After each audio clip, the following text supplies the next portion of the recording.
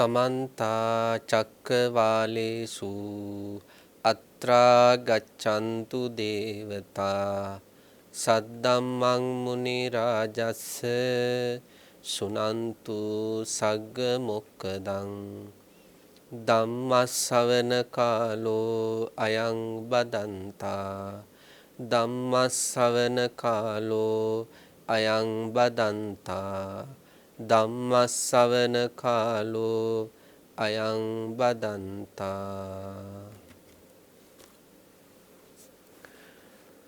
නමෝ තස්ස භගවතෝ අරහතෝ සම්මා සම්බුද්දස්ස නමෝ තස්ස භගවතෝ අරහතෝ සම්මා සම්බුද්දස්ස නමෝ තස්ස භගවතෝ අරහතෝ සම්මා සම්බුද්දස්ස නකායප්පචාලකං අන්තරගරේ ගමිස්සාමීති සික්ඛාකරණියා නකායප්පචාලකං අන්තරගරේ නිසීදිස්සාමීති සික්ඛාකරණියා න බාහුප්පකාලකං අන්තරගරේ ගමිස්සාමීති සික්ඛාකරණියා න බාහුප්පචාලකං අන්තරගරේ නිසීදිස්සාමීති සික්ඛාකරණියා න සීසප්පචාලකං අන්තරගරේ ගමිස්සාමීති සික්ඛාකරණියා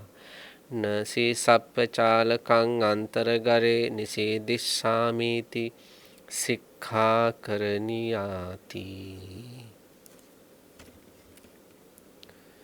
වන්දනීය පූජනීය ගරුතර ලෝකවාසී මහා සංඝරත්නයන් අවසරයි ශ්‍රද්ධාවන්ත කාරුණික ගුණවන්ත පින්වත්නි අද දවසෙත් සූත්‍ර ධර්ම විවරණ තුලින් ඊටාම වටිනා කියන සූත්‍ර දේශනාවක් සාකච්ඡා කරන්නට සූදානම් වෙන අවස්ථාව. අපි මේ හැම දෙයක්ම සිද්ධ කරන්නේ මේ සංසාර ගමන කියලා කියන්නේ බොහොම වේදනාකාරී වැඩපිළිවෙලක්. සැප වේදනා, දුක් වේදනා, උපේක්ෂා වේදනා කියලා අපට අත්දකින්න විඳීම් තුන් ආකාරයකට විග්‍රහ වුණත් දුක් වේදනා රාශියක් අතරතුර තමයි සැප වේදනා මාත්‍ර, උපේක්ෂා වේදනා මාත්‍ර සසර ගමනේදී අපට අත්දකින්න වෙලා තියෙන්නේ. ඉතින් සැප වේදනා සහ උපේක්ෂා වේදනා වලට සාපේක්ෂව 90%කට වැඩිය දුක් වේදනා විඳින්න වෙලා තියෙන මේ සසර ගමනේ ඉඳීමේ අර්ථය කුමක්ද කියලා තේරුම් අරගෙන සංසාර ගමනේ නැවත කවදාවත් දුක් වේදනා මාත්‍රයකටවත් හසු වෙන්නේ නැතුව සියලුම වේදනාවන්ගෙන් නිදහස් වුණු සදාකාලික ශාන්තියක් වුණු නිර්වාණ ධර්මය සාක්ෂාත් කරගන්නයි මේ සූත්‍ර ධර්ම විවරණ තුලින් පින්නතුන් බලාපොරොත්තු වෙන්නේ ජයමග රූපවාහිනී නාලිකාවත් බලාපොරොත්තු වෙන්නේ සංසාර දුකෙන් නිදහස් වෙන්න හේතු වෙන විදියට මේ ධර්ම දේශනා මාලාව පවත්වාගෙන යන්න. ඒ අනුව අද දවසෙත් අපි තාම වටිනා කියන සූත්‍ර දේශනාවක් තෝරගත්තා. අපි සාකච්ඡාවට බඳුන් කරන මජ්ක්‍ධිම නිකායේ මජ්ක්‍ධිම පඤ්ඤාසකේ බ්‍රාහ්මණ වර්ගයේ තියෙන බොහොම අපූර්ව සූත්‍ර දේශනාවක්. දේශනාවේ නම පින්වත්නි බ්‍රහ්මායු සූත්‍රය. අපි දන්නවා අපේ ජීවිතවල කෙනෙකුට අවබෝධයකටපත් වෙන්නට නම් එයාගේ ජීවිතේ ශ්‍රද්ධාව කියන ගුණ ධර්මය. ඒ ශ්‍රද්ධාව කියන හැඟීම අතිශයින්ම බලවත් වෙන්න ඕන කියලා. මේ ශ්‍රද්ධාව කියන ගුණ ධර්මය ශාසන ඉතිහාසයට එබිල බැලුවට පස්සේ අපට තේරෙනවා බුදු පියාණන් වහන්සේ ජීවමාන කාලේ අවබෝධයකටපත් වුණ අයගේ මානසිකත්වයන්ට එබිල බැලුවම සංසාර ගමන පුරාවටම ඒ අයගේ ශ්‍රද්ධාව කියන ගුණ ධර්මය නැවත නැවත චිත්තසංතානවල ඇති වෙලා තියෙනවා. ගෞතම සම්මා සම්බුද්ධ ශාසනය තුල නිවන් දැකපු අයගේ ජීවිත අරගෙන බැලුවොත් ඒ අය කාශ්‍යප බුද්ධ ශාසනේ නැත්නම් කකුසඳ කියන බුද්ධ ශාසනේ නැත්නම් ඊට කලින් සුමේදාදී ඒ උතුම් සම්මා සම්බුද්ධ ශාසනවල හරි දීපංකර සම්මා සම්බුද්ධ ශාසනවල හරි ඒ මොන කුමන හරි සම්මා සම්බුද්ධ ශාසන කිහිපයකම ශ්‍රද්ධාදී ගුණධර්ම පුරුදු කර කර තමයි ඇවිල්ලා ගෞතම සම්මා සම්බුද්ධ ශාසනයේදී ඒ ශ්‍රද්ධාව ඉන්ද්‍රියක් බලයක් බවට පත් කරගෙන අවබෝධයට පත්වන සසර දුකෙන් නිදහස් වෙලා තියෙන්නේ. එතකොට අපේ ජීවිතවලත් මේ ලැබුණු මනුෂ්‍ය ජීවිතය තුළ ශ්‍රද්ධාව කියන ගුණාංගය, ශ්‍රද්ධාව කියන චිත්තාංගය, ශ්‍රද්ධාව කියන ගුණධර්මය, ඒ හැඟීම පුළුවන් තරම් බලවත් කරගන්න වෙනවා අපිට. ඒකට සීමා මායිම් නැතුව සංයෝජන ධර්ම ප්‍රහාණය වෙන මට්ටමට සරිලනසේ මේ ශ්‍රද්ධාව කියන ගුණධර්මය වර්ධනය කරන්න ඕනේ. පුඤ්ඤාභි සන්ද කියන සූත්‍රේ නම් බුදුරජාණන් වහන්සේ දේශනා කරලා තියෙන්නේ මේ ශ්‍රද්ධාව යම් කිසි කෙනෙකුට තථාගත සම්මා සම්බුදු පියාණන් වහන්සේ අරමුණු කරගෙන චිත්තසංතානයේ උල්පතකින් නැගෙන දිය දහරාවක් වගේ නැවත නැවත ඉපදීම තමන්ගේ පැත්තට මහා පුණ්‍යස්කන්ධයක් ගලන්නට හේතුවක් කියලා පුඤ්ඤාභි සන්ද සූත්‍රයේ විග්‍රහ කරලා තියෙනවා. තමන්ගේ පැත්තට මහා පින්කඳක් ගලන වැඩපිළිවෙලක් තමයි කියලා මේ බුදුගුණ මනසිකාරය. එතකොට අපට අපේ ජීවිතයේ බුදුගුණ මනසිකාරය තුළින් ශ්‍රද්ධාව මතු කරගන්න පුළුවන්. සම්මා සම්බුදු පියාණන් වහන්සේ පිළිබඳව ඒ ගුණකාය රූපකාය පිළිබඳව දේශනා කිරීම තුළින් ශ්‍රද්ධාව මතු කරගන්න පුළුවන්. ඒ පුණ්‍ය ගංගා උපදවා ගන්න පුළුවන්.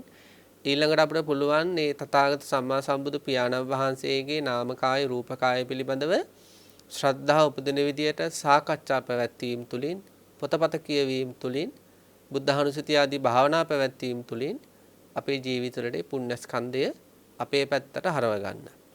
අද අපි දේශනාවට අපිට નિયમિત සූත්‍ර දේශනාවත් අපේ පින්නතුන්ගේ ජීවිතයේ අභ්‍යන්තරයට මහා පුණ්‍යස්කන්ධයක් ගලන්නට හේතු වෙන සූත්‍ර දේශනාවක්.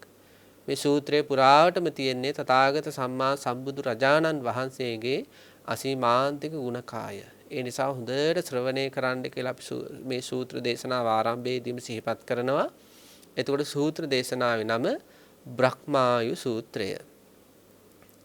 මේ බ්‍රහ්මායු සූත්‍රයට හේතු භූත වුණ කාල වකවානුවේදී තථාගත සම්මා සම්බුදු රජාණන් වහන්සේ පින්වත් වැඩ වාසය කළේ විදේහ කියන දනව්වේ තවත් භික්ෂුන් වහන්සේලා 500 නමක් සමග.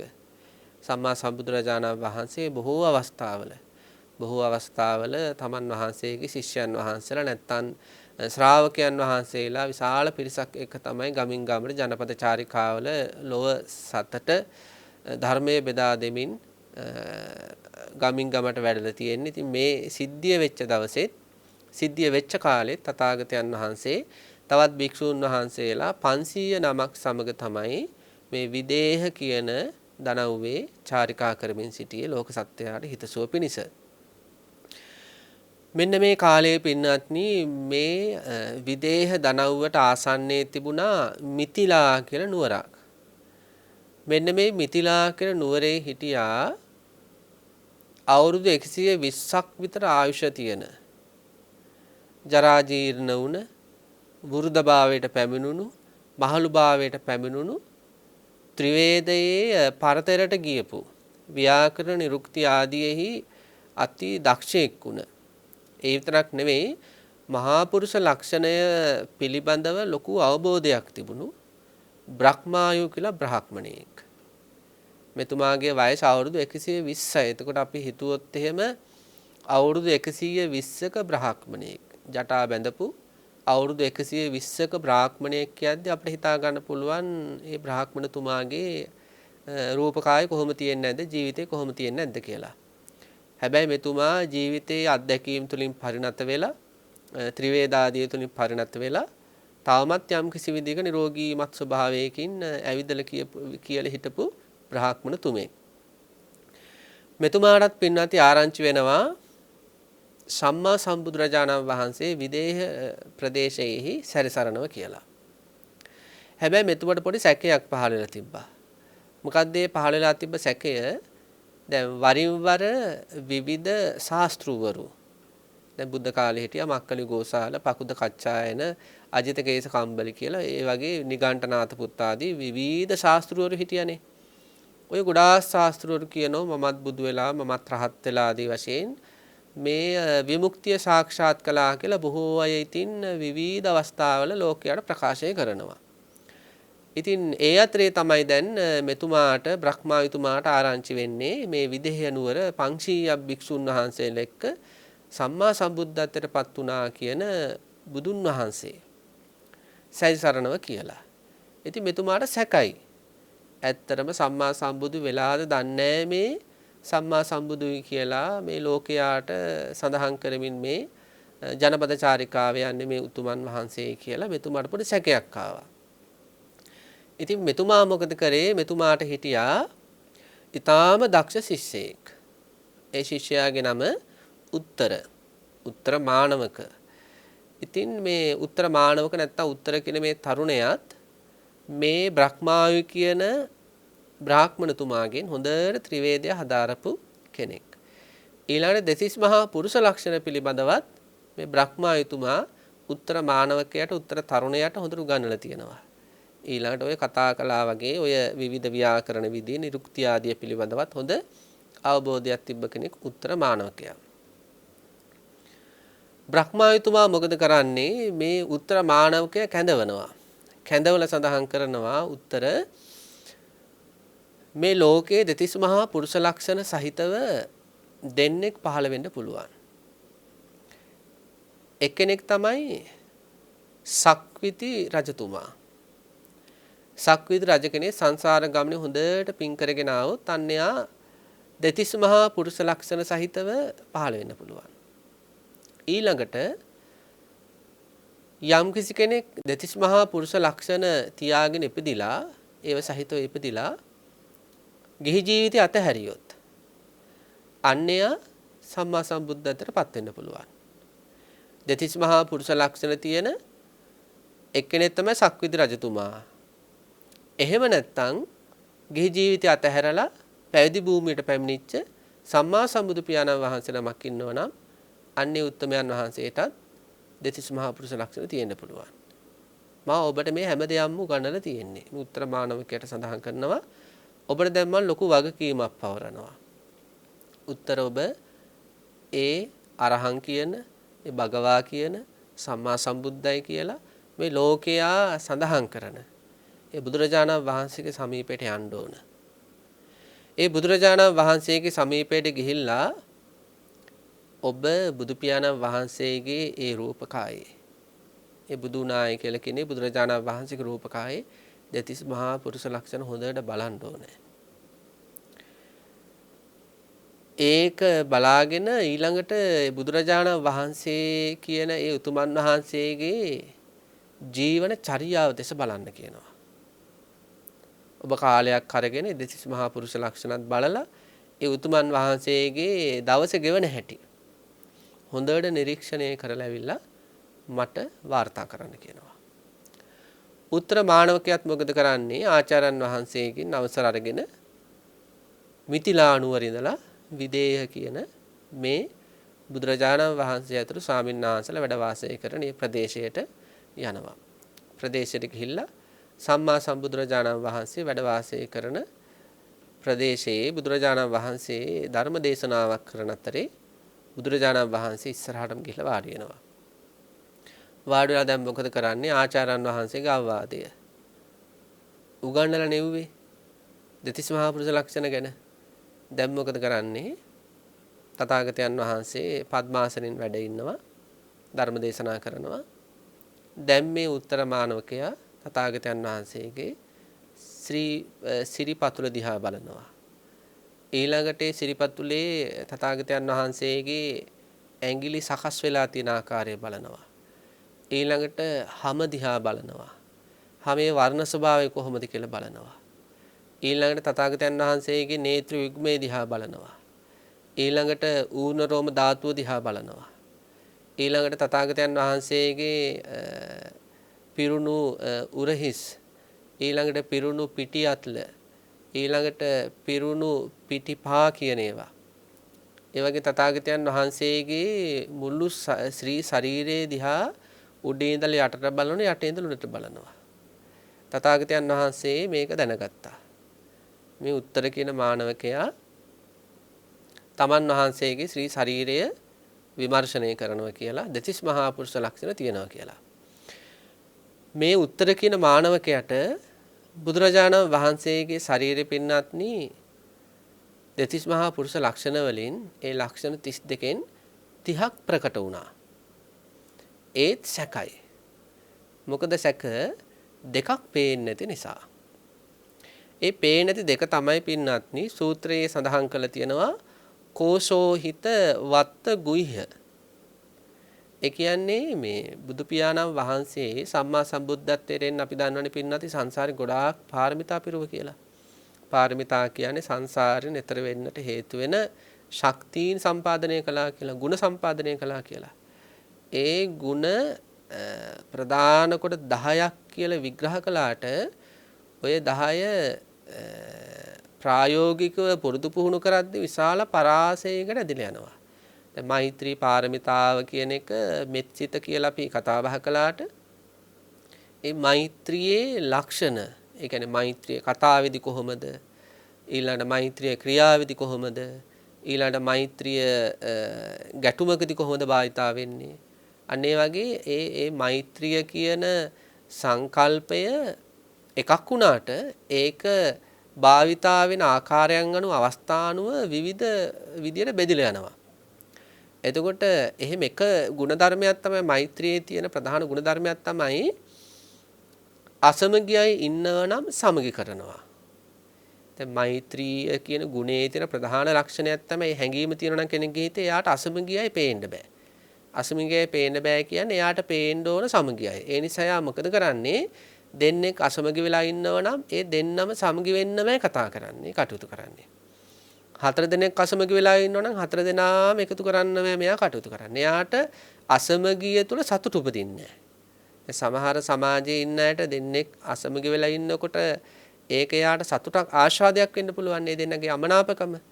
නමුත් මේ බෝධිසත්ව ගුණපුරුණ උතුමන් වහන්සේලාට ඒක ලොකු සංවේගයක්.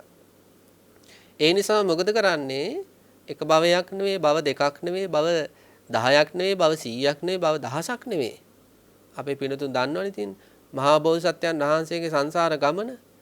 ඉතින් ඒ හැම භවයකදීම තිරිසන්නාත්ම භාවයක ඉපදුනත් මොකද්ද කරන්නේ? අසමගි නම් දෙන්නෙක් එකතු කරනවා. අසමගි නම් 4 දෙනෙක් එකතු කරනවා.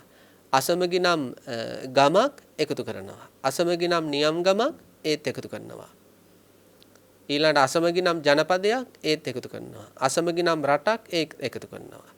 මහා බෝසත්යන් වහන්සේ සක්විති රජ පදවිය ලැබුව ආත්ම භාවවලදී මුළු පෘථිවි ධාතුවේමයි සමගි කෙරුවා.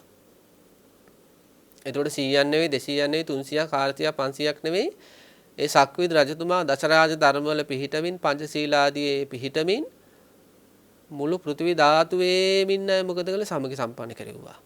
මෙන්න මේ ಗುಣධර්මය හේතු වෙලා කෝෂෝහිත වත්තු ගුහ්‍ය කියලා කියන්නේ තථාගතයන් වහන්සේගේ එක ලක්ෂණයක් තමයි ඇතෙකුගේ මෙන් කෝෂයෙහි වැසුණු අංග જાතියක් තියෙනවා. අන්න ඒක චීවරයෙන් ආවරණය වෙලා තියෙන හින්දා උත්තර මානවකයට දැర్శණය වෙන්නේ නැහැ. ඊළඟට තථාගතයන් වහන්සේගේ තව ලොකු ගුණයක් තිබ්බ සසර ජීවිතයේදී පරුස වචන නොකීම කියන එක. සාමාන්‍ය ලෝකයේ ගත්තොත් පින්නත්නි සමාජයේ ගත්තොත් එහෙම ධර්මයක පිහිටක් නැති, ධර්මය තුල හික්මෙන් නුවමනාවක් නැති, යහපත් වචන කතා කරන කැමැත්ත නැති, යහපත් වචන තුලින් සතුටු වීමේ මනෝභාවය නැති මේ ලෝකයේ දිහාට හැරිලා බැලුවොත් එහෙම මේ පරුෂ වචන කියන එක දැන් වර්තමාන කාලේ කෙනෙකුට නුඹ කියලා කිව්වොත් ඒක පරුෂ ගණයට වැටෙන්නේ. ඔබ කිව්වොත් යහපත් වචනයක් නුඹ කියලා කතා කරන්න ගියොත් කෙනෙකුට ඒක පරුෂ ගණයට වැටෙන්නේ. මීට අවුරුදු ගානකට ඉස්සෙල්ලා භාවිතා කරපු සමහර වචන උදාහරණයක් කිව්වොත් අපි තේරුම් ගන්න කියන්න පින්නත්නි දැන් තමුසි කියන වචනේ මීට අවුරුදු ගානකට ඉස්සෙල්ලා ඔබ කියන වගේ වචනයක් අද ඒක පරුෂ වචනයක් විදිහට ගන්නේ. ඒ කියන්නේ ඒ වචනේ යමෙකුට දැන් සාමියාට ඒ වචනේ පාවිච්චි කළොත් සාමියාට හිත රිදෙනවා. භාර්යාවට ඒ වචනේ පාවිච්චි කළොත් එයාගේ හිත රිදෙනවා. මොකද ඒක පරුෂයි දැන් ඒක. දැන් ඒක පරුෂ විදිහට තමයි ගණන් ගන්නෙ. ඔබ කිව්වට හිත රිදෙන්නේ නැහැ. අපි කතා කරපු තමුසි කියන වචනේ කතා කරොත් හිත රිදෙනවා. ඒන අපි ඒක අහන්නවත් කැමති නැහැ. අන්න ඒ වගේ සියුම් තැනක ඉඳලා මේ ලෝකයේ තුල අන් අයගේ හිත රිදෙන වචන කතා කරනවා නම් ඒ වචන වලට කියනවා විවිධ සත්‍යයන්ගේ නම් භාවිතා කරමින් පහත් කරමින් අන්න ඒවට කියන පරුෂ වචන කියලා. සාමාන්‍ය ලෝකයා තුල නම් පින්නත්නි ධර්මයක් නැති කෙනෙකුගේ ජීවිතේ සතියකට වාර කීයක් විතර ඔය පරුස වචන කියවෙනව නැද්ද? මාසයකට වාර කීයක් ඔය පරුස වචන කියවෙනව නැද්ද? අවුරුද්දකට වාර කීයක් ඔය පරුස වචන කියවෙනව නැද්ද? ජීවිත කාලෙම ගත්තොත් වැනි පරුස වචන දවස ගානේ කියවෙන්න පොතක සටහන් කළොත් දහස් ගාණක් පරුස වචන කියපු චරිතයක් තමයි එතන ඉන්නේ.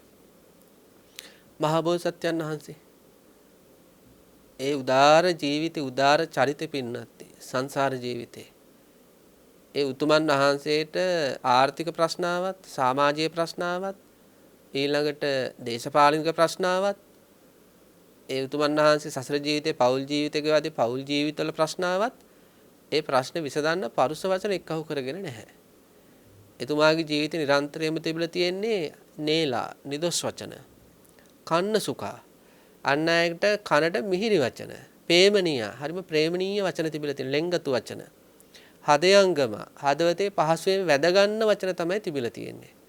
බහුජන කාන්තා බොහෝ අය කැමති වචන තිබිලා තියෙන්නේ. බහුජන මනාප බොහෝ අය මනාප වචන තිබිලා තියෙන්නේ. පරුස වචනෙන් බැහැර වෙලා තියෙන මේක භවයක් නෙවෙයි භව දෙකක් නෙවෙයි භව 100ක් නෙවෙයි භව ලක්ෂයක් නෙවෙයි භව දසලක්ෂයකුත් නෙවෙයි. මෙන්න මේ ಗುಣධර්මය හේතු වෙලා ඒ තථාගතයන් වහන්සේට තිබිලා තියෙන පහූත ජීවහ. ඒ කියන්නේ අපූර්ව දිවක් තිබිලා තියෙනවා. ඒ දිව නාස් සිදුරු වලට ඇතුල් කරන්න පුළුවන්. තථාගතයන් වහන්සේගේ නාස් සිදුරු කියන්නේ සාමාන්‍ය කෙනෙකුගේ නාස් සිදුරු වගේ නෙවෙයි රන් කුටීර දෙකක් වගේ කියලා තමයි තියෙන්නේ. හරි පිරිසුදුයි. රන් කුටීර දෙකක් වගේ. ඊළඟ තථාගතයන් වහන්සේට පුළුවන් ඒ දිවෙන් කන් සිදුරු දෙක ස්පර්ශ කරන්න. ඊළඟට තථාගතයන් වහන්සේට පුළුවන් ඒ දිවෙන් සම්පූර්ණ නළලම වහගන්න. දැන් තථාගතයන් වහන්සේලා ධර්ම දේශනා කරද්දී දන්ත ධාතුන් පේන්නේ නැහැ. දිව පේන්නේත් නැහැ. තථාගතයන් වහන්සේලා ධර්ම දේශනා කරද්දී කතා බහ කරද්දී. එතකොට දැන් මෙන්න මේ උත්තර මානවකේ අර අනිකුත් 30ම දැක්කනේ. අර ලක්ෂණ 30ම දැක්කා මහා පුරුෂ ලක්ෂණ. දැන් මේ දෙක පේන්නේ නැහැ. ඒ වෙලාවේ තථාගතයන් වහන්සේ මේක හිතින් දකිනවා. හිතින් දැකලා මොකද කරන්නේ? තථාගතයන් වහන්සේගේ කෝෂේහි වැසුණු අංගජාතේ ඡායා මාත්‍රයක් පෙන්눔 කරනවා. මිලින්ද ප්‍රශ්නේදී නාගසේන මහරහතන් වහන්සේගෙන් මිලිඳු රජතුමා අහනවා ස්වාමීනි තථාගතයන් වහන්සේ එහෙම පෙන්නපේක ඡායා මාත්‍රයක් නමුත් පෙන්නපේක හොඳ නෑ නේද කියලා අහනවා.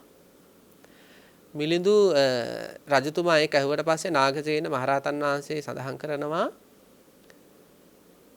එහෙම පෙන්නුවේ නැත්තම් උත්තර මානවකයා සැකසහිත කෙනෙක් බවට පත් වෙනවා. උත්තර මානවකයා සැකසහිත තත්යකටපත් වුණා කියන්නේ එයා ගිහිල්ලා ඊළඟට බ්‍රහ්මායු කියන තමන්ගේ ආචාර්යවරයාට ඒක සඳහන් කරාට පස්සේ එයාටත් සම්මා සම්බුදුරයන් වහන්සේකට සැක පහළ වෙනවා විචිකිච්ඡා පහළ වෙනවා. එතකොට මේ දෙන්නරියේම ධර්ම අධිගමයට ඒක බාධාවක් වෙනවා. ඊළඟට ඒ දෙන්නාව පිළිගන්න යම් අය ඉන්නවනම් එයාලගේ ධර්ම අධිගමයටත් ඒක බලපෑම් එල්ල කරනවා. ඉතින් සඳහන් කරනවා යම් කිසි කෙනෙකුට යම් කිසි පිරිසකට ධර්මය අවබෝධ වෙනවා නම් තථාගතයන් වහන්සේගේ හෘද මාංශය වුණත් උගුල්වල දෙන්න පුළුවන් කියනවා. අසංකේ කල්පගානක් මහා බෝධිසත්වයන් වහන්සේ තමන් වහන්සේගේ මස් දන් දුන්න වාර ගාන මෙච්චරයි කියන්න බෑ.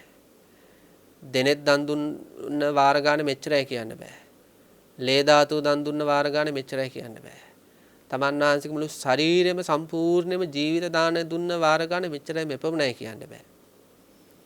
එතකොට එවන් උතුම් මහා ලෝක සත්‍යයව මේ සසර දුකෙන් බේරගන්න එපමණ කැපවීම කරගෙන ආපු මහා බෝසත්යන් වහන්සේ සම්මා සම්බුද්ධත්වයට පත් වෙලා යම් කිසි කෙනෙකුට අවබෝධයකට යම් කිසි වැඩපිළිවෙලක් හේතු වෙනවා නම් අන්න ඒක සුදුසු ලෙස දැන් මෙතනදිත් උත්තර මානවකයට විතරයි ඡායා මාත්‍රයක් පේන විදිහට කටයුතු කළේ. ඊළඟට තථාගතයන් වහන්සේ තමන් වහන්සේගේ ජීවහාව ඒ කියන්නේ දිව අර උත්තර මානවකයට විතරක් පේන විදිහ ඉර්ධියක් පානවා නාස් සිදුරු දෙක ස්පර්ශ කරනවා ඊළඟට කන් සිදුරු දෙක ස්පර්ශ කරනවා ඊළඟට තථාගතයන් වහන්සේගේ නලල් තලය සම්පූර්ණ දිවෙන් වහන ඉර්ධියක් මාර්ගයෙන් අර උත්තර මානවකයාට පෙන්눔 කරනවා. ඊළඟට මොකද කරන්නේ? දැන් මේ උත්තර මානවකයාට සැක පහ වුණා. සම්මා සම්බුදුරජාණන් වහන්සේගේ දෙතිස් මහා පුරුෂ ලක්ෂණ පිළිබඳව. ඊට පස්සේ මොකද කළේ? ආපහු හැරිලා ගියේ නැහැ. ඇයි? තමන්ගේ ආචාර්යයන් වහන්සේ සඳහන් කළා කැමැති කාලයක් අරගෙන තථාගතයන් වහන්සේගේ ජීවන චර්යාවත් විමසන්න කියලා. මේ බ්‍රහ්මායු කියන ආචාර්යවරයාගේ උත්තර කියන මානවකයා තථාගතයන් වහන්සේ සමග මාස 7ක් සඳහන් කළා තියෙනවා අටුවාවේ තථාගතයන් වහන්සේගේ ගඳකිලියට පවා ගිහිලා තියෙනවා කියලා බොහෝ වාරවල තථාගතයන් වහන්සේ සැතපෙන විදිය තථාගතයන් වහන්සේ අවදි වෙන විදිය තථාගතයන් වහන්සේ ගඳ කුටිය තුල වැඩ ඉන්න විදිය මේ ආදී වශයෙන් ඉරියව් පවත්වන විදිය මේ හැම දෙයක්ම නිරීක්ෂණය කරන්න. මේ විදියට මාස 7ක් තථාගතයන් වහන්සේ පිළිබඳව නිරීක්ෂණය කරලා විදේහ ජනපදයේ ඉඳලා උත්තර කියන මේ ශිෂ්‍යයා අවුරුදු 120ක් වයසේදී තමන්ගේ වයෝවෘද්ධ ත්‍රිවේදයේ පරප්‍රාප්ත බ්‍රහ්මායුකන ආචාර්යයන් වහන්සේ හමුවෙන් එනවා. හමුවෙන් ඇවිල්ලා හරි ලස්සන විස්තරයක් තියෙනවා මෙතන ඉඳලා. ඒ තථාගතයන් වහන්සේගේ දෙතිස් මහා පුරුෂ ලක්ෂණ පිළිබඳ විග්‍රහ කිරීමක් තියෙනවා. අපි මේ විග්‍රහයේදී තව සූත්‍රයක් මේකට එකතු කරගත්තා. දීඝනිකායේ තියෙන ලක්කන කියලා සූත්‍රයක්. අනේ ලක්කන සීනේ සූත්‍රයේ සඳහන් කළ තියෙන දෙතිස් මහා පුරුෂ ලක්ෂණ ලැබෙන්න හේතු පින්නත්නි. දෙතිස් මහා පුරුෂ ලක්ෂණ පිළිබඳව දැන් මේ අපි කතා කරන බ්‍රහ්මාය සූත්‍රයේ විග්‍රහ කරනවා උත්තරමානවකයා. ලක්කන සූත්‍රයේ තියෙන්නේ දෙතිස් මහා පුරුෂ ලක්ෂණ ලැබෙන්න හේතු. ඒවා හරීම වැදගත් අපේ ජීවිතවලට. ඒ කියන්නේ මේවා ඇහෙද්දී අපේ පින්නතුන්ට බලන්න ඇතුළට වෙන දේ හිතට වෙන දේ කොච්චර තමගේ ශාස්ත්‍රුන් වහන්සේගෙන හැඟීම වැඩි වේද කියලා. පළවෙනිම සඳහන් කරනවා මේ බ්‍රහ්මායු කියන වයෝවෘද්ධ බ්‍රාහ්මණතුමාට එතුම හොඳ ගුණ යහපත් බ්‍රාහ්මණයෙක් සැකහැර ගන්නයි පැහැදීම පිණිසමයි මේ ශිෂ්‍යය යව්වේ. නැතුව වාදකින් පරද්දවන්න එහෙම නෙමෙයි. ඉතින් උත්තර මානවකේ සඳහන් කරනවා සුප්පතිට්ඨිත පාදෝ හෝති. ඒ භවත් ගෞතමයන් වහන්සේට මනාව පිහිටන භූමියේහි මනාව පිහිටන පාදයන් තියෙනවා කියනවා. ලක්කන සූත්‍රයේ සඳහන් කළ තියෙනවා පින්වත්නි තථාගතයන් වහන්සේට මේ මනාව පිහිටන ඒ කියන්නේ පොළොව හා සමයි. දැන් සාමාන්‍ය කෙනෙක්ගේ පය බිම තිබ්බට පස්සේ අර සම්පූර්ණයෙන්ම ඒ යටිපතුල පොළොව ස්පර්ශ කරන්නේ නැහැ. වක්කු ස්වභාවයක් තියෙනවා. නමුත් තථාගතයන් වහන්සේගේ පාදය ශ්‍රී පාදයේ යම් කිසි විදියකින් බිම තැබූ විට සම්පූර්ණ පොළොවම ස්පර්ශ වෙන විදිහට තමයි සිරිපතුල තියෙන්නේ. අපි විමසලා බලන්න ඕන තථාගතයන් වහන්සේට එවැනි ආශ්චර්යමත් සිරිපතුලක් ලැබුණේ මොනව හේතු වෙලාද? ලක්කන සූත්‍රයේ දේශනා කරලා තියෙනවා බුදු පියාණන් වහන්සේ පළවෙනි කාරණාව තමයි දීර්ඝ කාලයක් දන් පැන් පූජා කිරීම. දැන් ඔය අටුවාවේ තියෙන පින්නත්නි මහා බෝධිසත්වයන් වහන්සේගෙන් දන් හැන්දක් නොලබපු කෙනෙක් මේ සක්වල නැහැ කියලා. මේ සක්වල ඉන්න සත්ව ගහණය මෙච්චරයි කියන්න බෑනේ. දැන් මහා මුහුදේ ඉන්න මත්ස්‍ය ගහණය ගත්තොත් එහෙම කෝටි ප්‍රකෝටි බිලියන ගණන්. එතකොට මහ පොළොවේ යට අපේ ඇහැට නොපෙනෙන අන්ධකාරී ජීවත් වෙන තිරිසන් සත්ව ගහණය කෝටි ප්‍රකෝටි බිලියන ගණන්. මහ පොළොවේ ඇවිදගෙන යන, බඩගාගෙන යන, පියාඹගෙන යන මේ සත්ව ගහණය ගත්තොත් කෝටි ප්‍රකෝටි බිලියන ගණන්. ඊළඟ මනුස්ස ගහණය, ඊළඟ දිව්‍ය ගහණය, ඊළඟට සතර අපාය අනිකුත් අපායන්ගේ සත්ව ගහණය, බ්‍රහ්ම ලෝකවල බ්‍රහ්ම ගහණය. සඳහන් කරන්නේ මේ සක්වල තථාගතයන් වහන්සේගේ සසර ජීවිතයේ බෝසත් ආත්ම භාවයේදී දන් හැන්දක් නොලබපු කෙනෙක් නැහැ කියලා. එච්චර දන් දීලා. ඒ කියන්නේ ඔබත් බෝසත්යන් වහන්සේගෙන් දන් ලබපු කෙනෙක්. මමත් බෝධිසත්වයන් වහන්සේගෙන් දන් ලබපු කෙනෙක්. අන්න ඒකේ ආනුභාවයෙන් මේ සම්මා සම්බුද්ධත්වයට පත් වුණ ආත්ම භාවයේ ඒ රූපයේ මහ පොළව සම්පූර්ණයෙන්ම ස්පර්ශ කරන ශ්‍රී පාදයක් ලැබෙන්න නැත්නම් සිරිපතුලක් ලැබෙන්නට හේතු වුණා.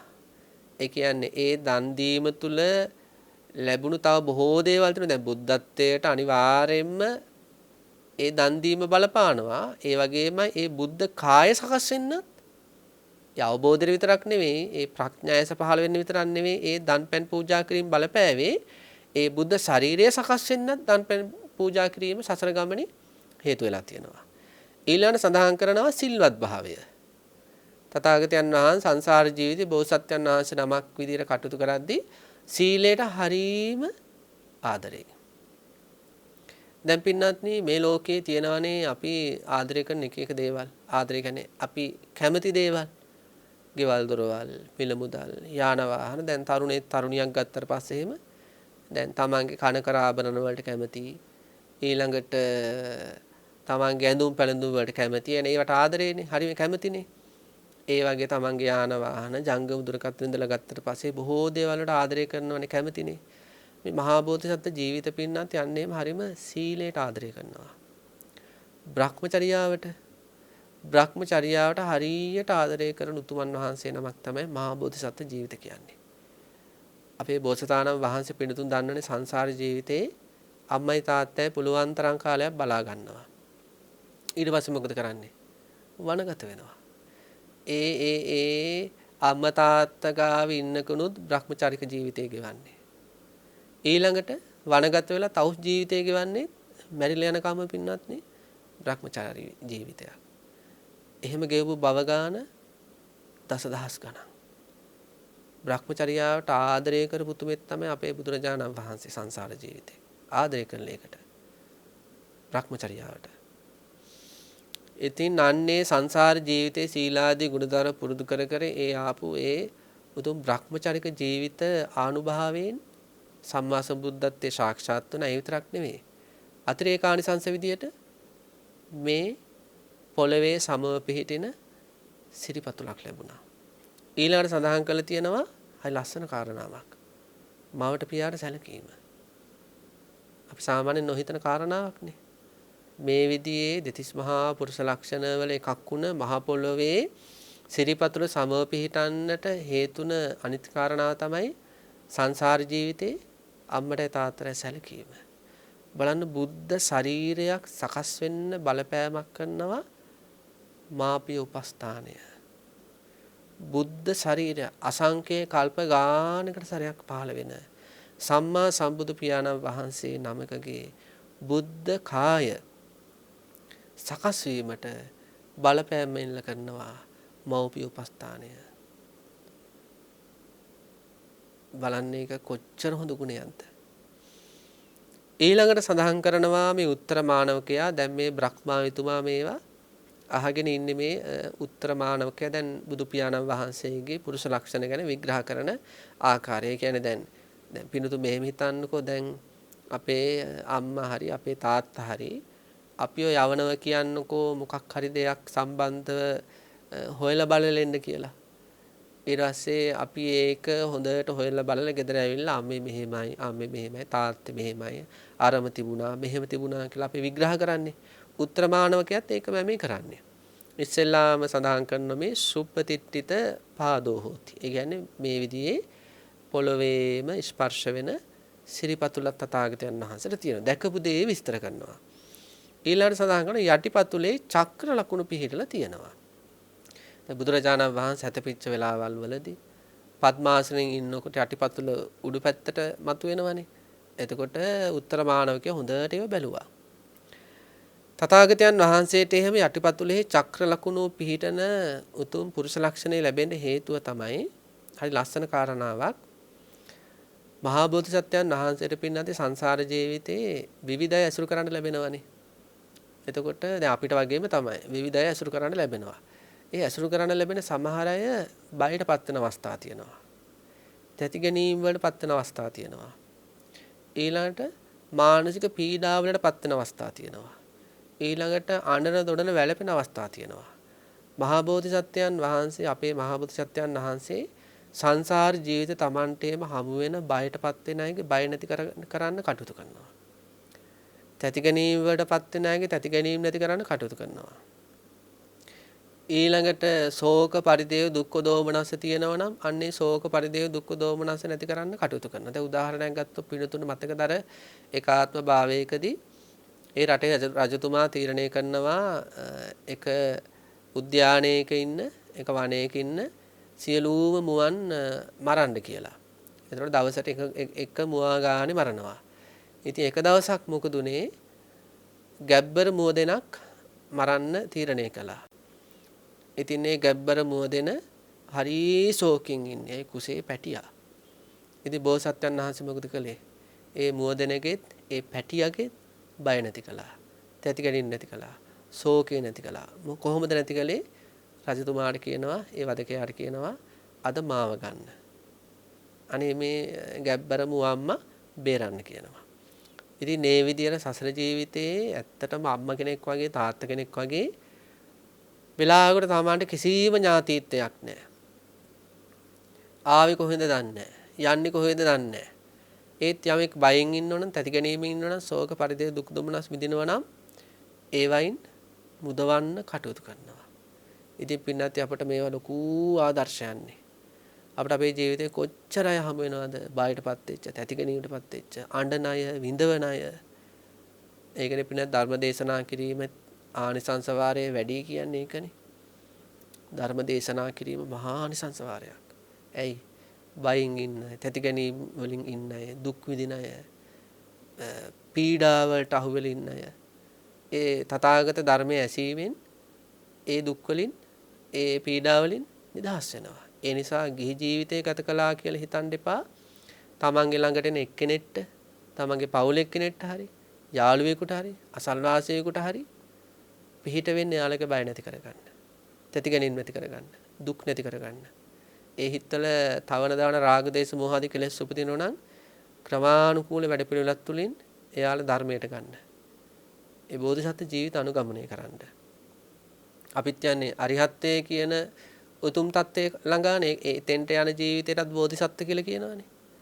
ඉතින් අන්නේ ජීවිතයේට එවැනි තත්යකට යන්නට සුදුසු පරිසරය අපට හදාගන්න පුළුවන් මේ උතුමන් වහන්සේගේ ජීවිතය දිහා බලලා. එතකොට යටිපතුලෙහි චක්‍ර ලකුණ පිහිටන්නට හේතුව විදියට ලක්කන සූත්‍රයේ සඳහන් කරලා තියෙනවා සසර ගමනේ බොහෝ අය බය තැති ගැනීම ශෝක වලින් මුදවා ගැනීම සහ පිහිට වීම කියන කාරණාව.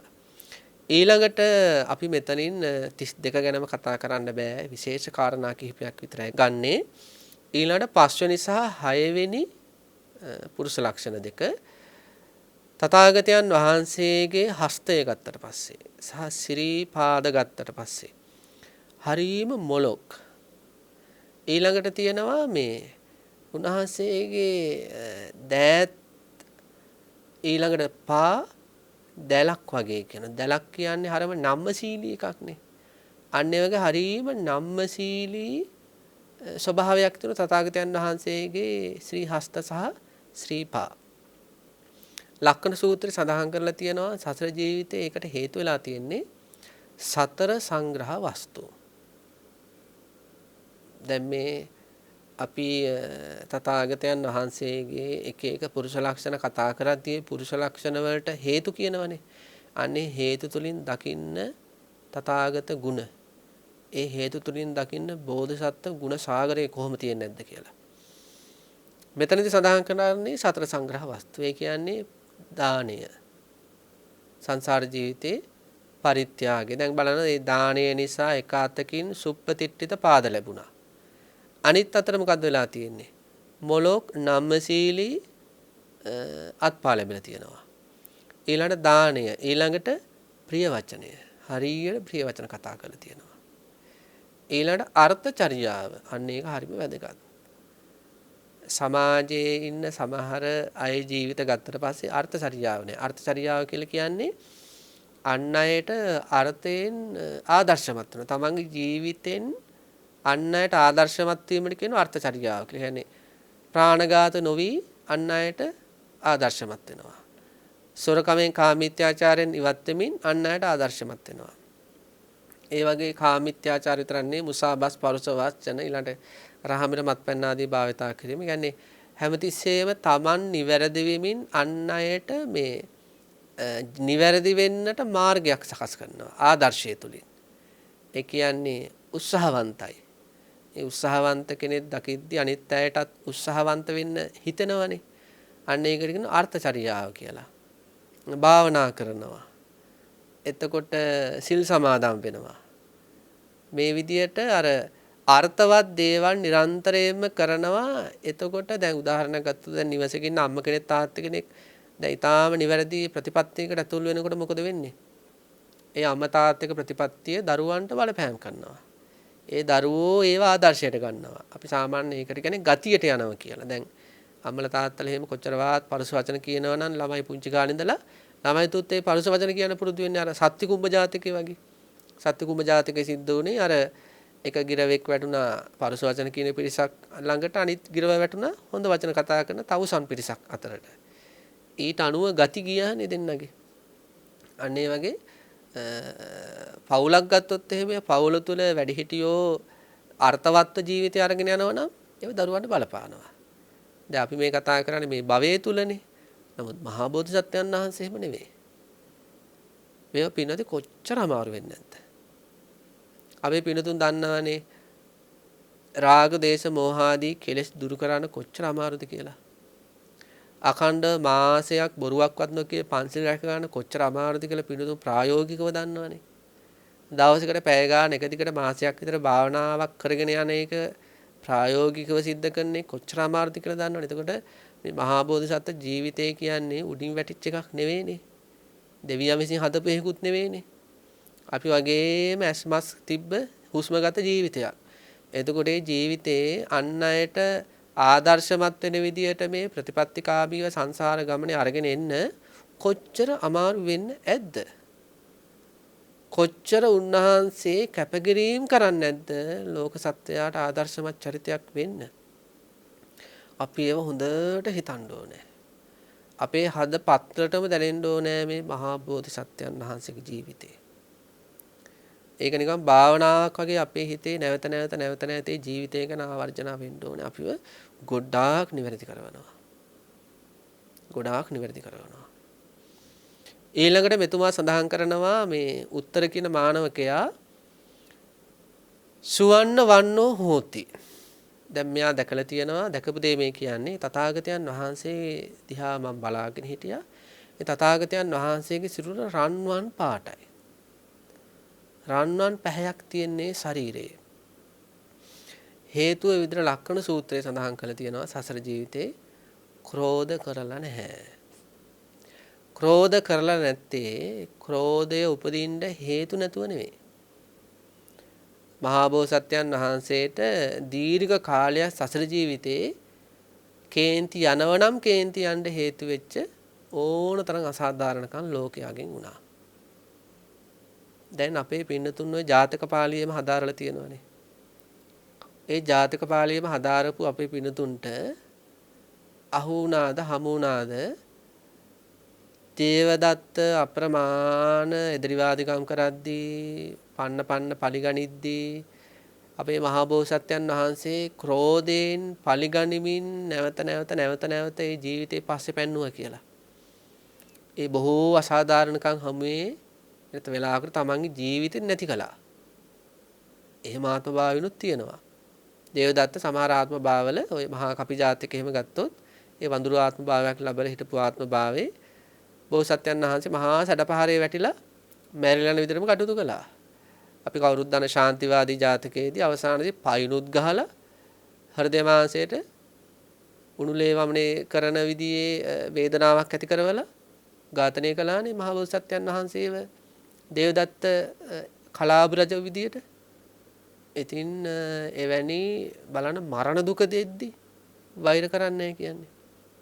ඕක පොඩ්ඩක් මතක් වුණොත් තමන්ගේ දරුවෝ එක්ක දරුවෝ ගැන කේන්ති කිය වෙලාවකට තමන්ගේ ස්වාමියා ගැන කේන්ති කිය වෙලාවකට පොඩ්ඩක් මතක් වුණොත් උණුලේ වමනේ කරන තරම් දුකක් දීලත් මාරාන්තික දුකක් දීලත් මගේ බෝධිසත්වයන් වහන්සේ ඒ දුක දුන්න කෙනාට වෛර කළේ නෑ කියලා මතක් වුණොත් තමන්ගේ භාර්යාව තමන්ගේ හිත රිද්දනකොට ඕව මතක් වුණොත් තමන්ගේ හිත සංසිඳනව තමන්ටම තේරෙන්නේ නැහැ.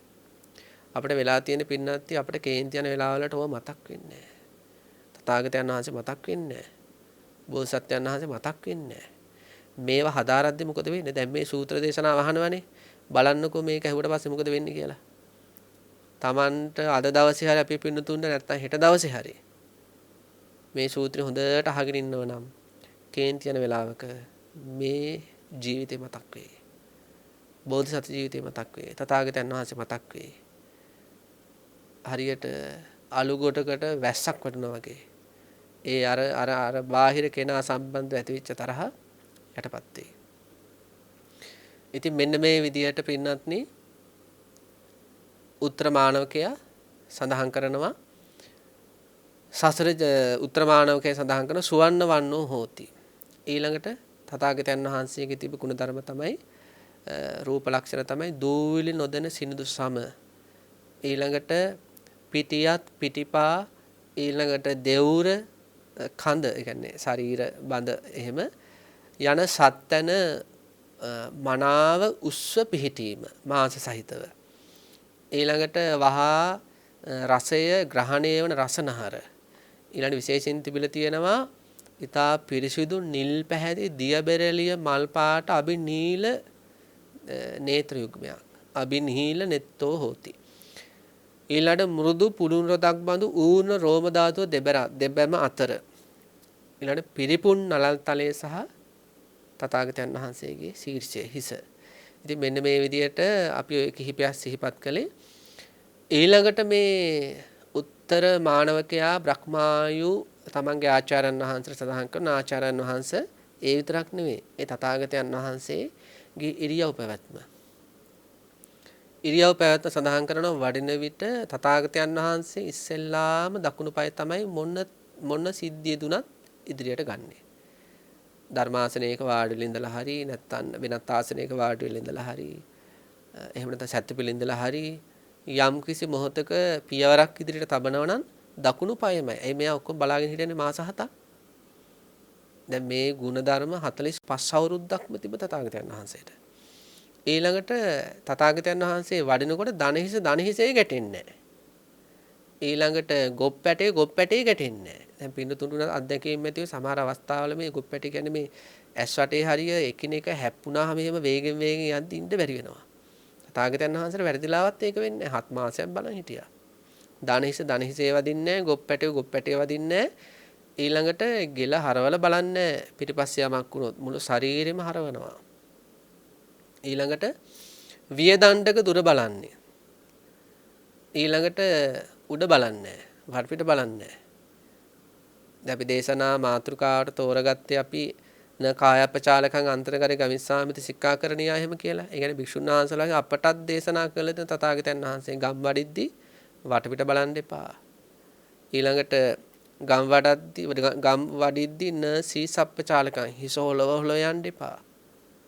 ඒ කියන්නේ මේ තථාගතයන් වහන්සේගේ මේ සූත්‍ර දේශනාව වර්ගෙන පින්නත්නි අපේ ජීවිතේට ගන්න පුළුවන් ටික ගන්න ඕනේ. සම්වරභාවය. දැන් කෙලෙස් හැමතිස්සෙම කැමති දඟල ඉන්න, දුවන්න, පනින්න, ඔලුව හොල්ලොල් ඉන්න, බස් රථයේ ගියත් අර ඇහෙන ගීතයකට තට්ටුවත් අතින් මේව කර ඉන්න. එහෙමනේ. ඒ කියන්නේ ඒ කෙලෙස් වල ස්වභාවය. ආශාවන්ගේ ස්වභාවය. ඔලුව හොල ඉන්න ආසයි. ඊළඟට නට ඉන්න ආසයි. අර ගීතයක් ඇහිදී තට්ටු දම ඉන්න ආසයි. ඒ තණ්හාවේ ස්වභාවයන්. තණ්හාව කියන්නේ සාමාන්‍ය ජීවිතයක් වෙලාගත ධර්මයක්නේ. එතකොට දැන් තථාගතයන් වහන්සේ මේ ශ්‍රාවක අපිව පවා සංවර කරලා තියෙනවා. මේ කෙලෙස් වලට ඕනෑ විදිහට මේ ගමන් බිමන් යන්න එපා. ඇවිදින්න එපා.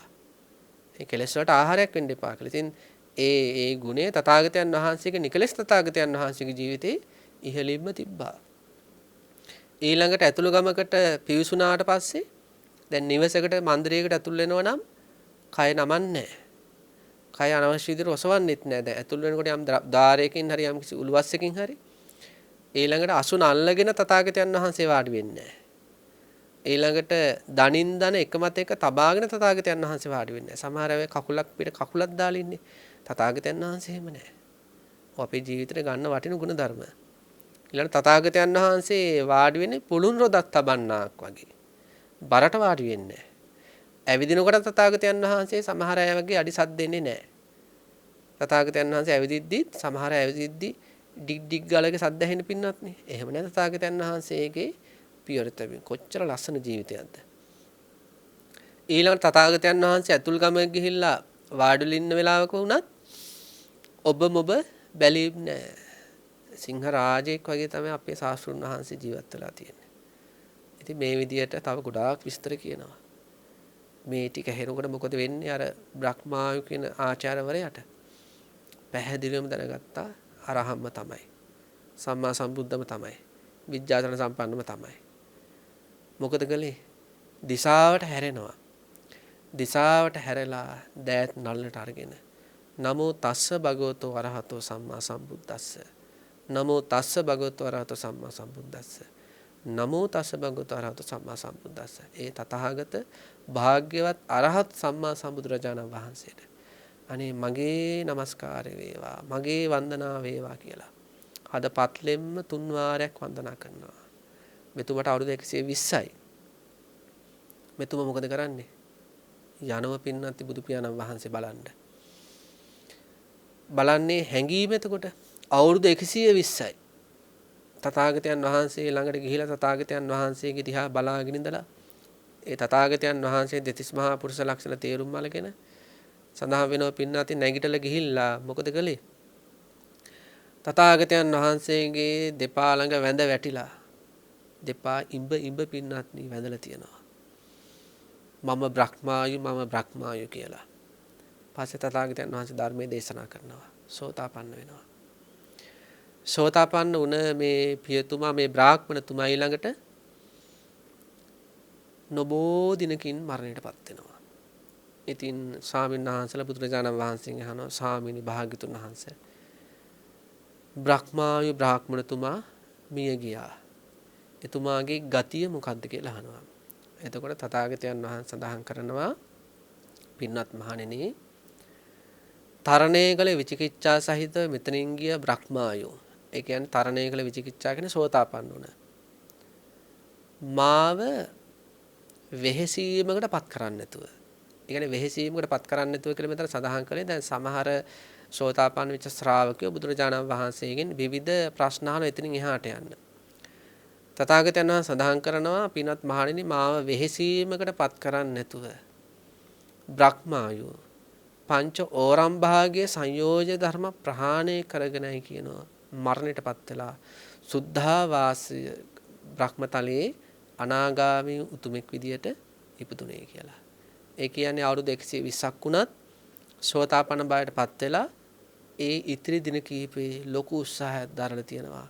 ඉතිරි සංයෝජන ප්‍රහාණය කරගන්න. කොච්චර ආදර්ශයක්ද අපිට අපිට අවුරුදු 120ක බ්‍රහ්මණතුමෙක් පියතුමෙක් තමන්ගේ ජීවිතේ ගත්ත වීරියක් අවබෝධයට හැම දිනාටම ඒ උතුම් තථාගත සම්මා සම්බුදු පියාණන් වහන්සේගේ අසීමාන්තික ගුණකාය රූපකාය පිළිබඳව නැවත පැහැදීම් ඇති වේවා. තමන්ගේ ජීවිතේ මහා පුණ්‍යවන්ත ජීවිත බවට පත් වේවා කියලා අපි ප්‍රාර්ථනා කරනවා. හැම දිනාටම තෙරුවන් සරණයි. ආකාසට්ඨා ච බුම්මට්ඨා දේවානාගා මහිද්దికා පුඤ්ඤන්තං අනුමෝදිත्वा චිරන් රක්칸තු ශාසනං. ආකාසට්ඨා ච බුම්මට්ඨා දේවානාගා මහිද්దికා පුඤ්ඤන්තං අනුමෝදිත्वा චිරන් රක්칸තු දේශනං. ආකාසට්ඨා ච බුම්මට්ඨා දේවානාගා මහිද්దికා පුඤ්ඤන්තං අනුමෝදිත्वा චිරන් රක්칸තු මං පරන්ති.